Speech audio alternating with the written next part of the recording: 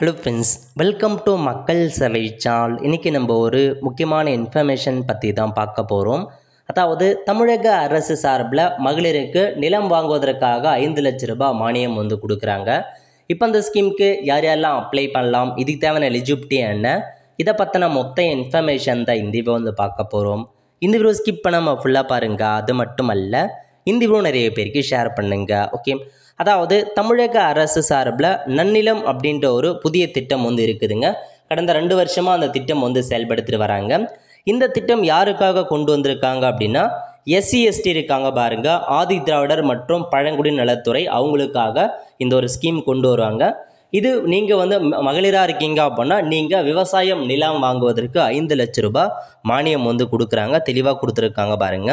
அதாவது ஆதி திராவிடர் மற்றும் பழங்குடியினருடைய அந்த விவசாய நிலம் வாங்குவோரும் பொருட்டு மகளிருக்காக இந்த ஒரு திட்டம் கொண்டு வந்திருக்காங்க. ஸோ திட்ட மதிப்பீடு, அதாவது நீங்கள் பார்த்தா ஏதாச்சும் ஒருத்தர் போய் நிலம் வாங்கணும். அந்த நிலம் வாங்குறதுக்கு எவ்வளோ நிலத்துறை மதிப்போ அதுலேருந்து 50% அல்லது அதிகபட்சமாக 5 லட்சம் வரைக்கும் மானியம் கொடுக்குறாங்க.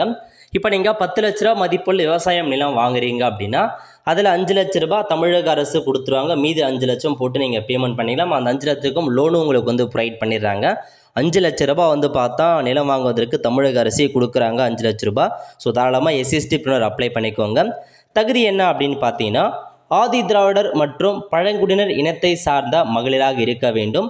மகளிர் இல்லாத குடும்பங்களுக்கு ஆண்களுக்கு வழங்கப்படும். ஸோ SC/ST பிரினர் பெண்களை அப்ளை பண்ணலாம். பெண்கள் இல்லாத குடும்பத்தில் ஆண்களுக்கு வழங்கப்படும் அப்படின்னு சொல்லியிருக்காங்க. ஏஜ் லிமிட்டை பொறுத்த வரைக்கும் 18 வயசுலேருந்து 55 வயசுக்குள்ளே இருக்கவங்க அப்ளை பண்ணிக்கலாங்க. குடும்ப ஆண்டு வருமானம் 3 லட்ச ரூபாய்க்குள்ளே இருக்குது அப்படின்னா இந்த ஸ்கீம் நீங்கள் அப்ளை பண்ணலாம். விவசாயத்தை தொழிலாக கொண்டவராக இருக்க வேண்டும். ஸோ நீங்கள் விவசாயம் பார்க்கணும் அப்படின்றதையும் சொல்லியிருக்காங்க. தாட்கோ திட்டத்தின் கீழ் இதுவரை மானியம் எதுவும் பெற்றிருக்கக்கூடாது. ஸோ மானியம் நீங்கள் பெற்றாமல் இருக்கணும் அப்படின்றத சொல்லியிருக்காங்க.